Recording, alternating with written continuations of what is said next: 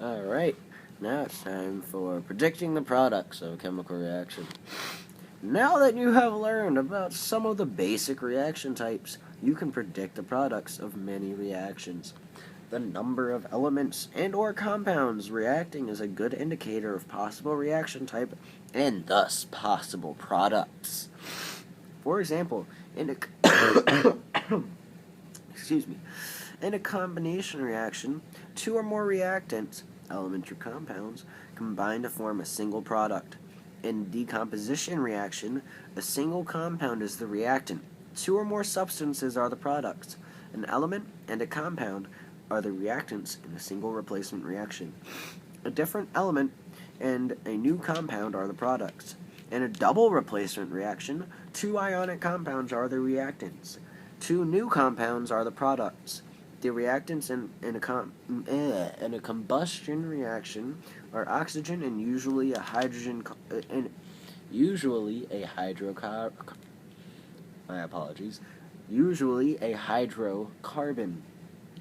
The products of most combustion reactions are carbon dioxide and water. And I'm flipping a few pages because it's just some examples.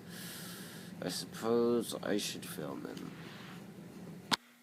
So that is a combination reaction. Good idea of that. Decomposition reaction right there. Let's read through this here. Reactants, generally two elements or two compounds, where at least one compound is a molecular compound.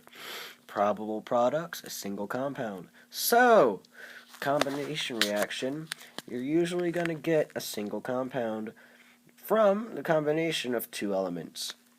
A decomposition reaction, generally a single binary compound or a compound with a polyatomic ion. The probable products, two elements for a binary compound, or two or more elements and or compounds for a compound with a polyatomic ion. So, you take a single binary compound or compound. So you take a compound and it splits into the parts of the compound. So it says right there, RS splits into R plus S. Such as heating mercury oxide, which I went over in a previous video. Single replacement reaction, general equation, T plus RS yields TS plus R. So basically, you're just switching T and R. So it's T going in there, kicking R out, and then R is out all alone. Double replacement reaction. Oh, this one's fancy.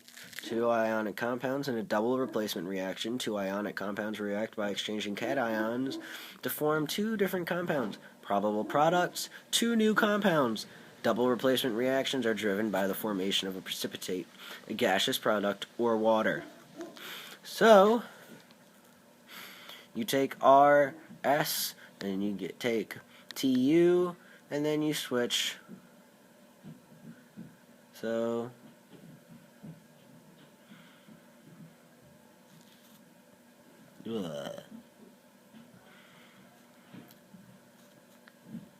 so you're left with R, and then U, and then T and S are still together. So R and U, and they're both divorced and alone. They don't like each other much. But T and S, they were like, oh God, I really like you. And then so now they're back together, and they're messing around.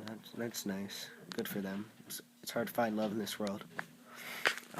Combustion reaction, general equation, CXHY plus X plus Y by 4, O2, okay, that's complicated. So basically you take something like methane, propane, butane, all those nice anes, and then you add oxygen. This is actually a really good equation for that. CXHY. That's actually really good to know. Oxygen in a compound of CHO, when oxygen reacts with an element or compound, combustion may occur. CO2 and H2O. With incomplete combustion, C and CO may also be products. The combustion of methane gas in air.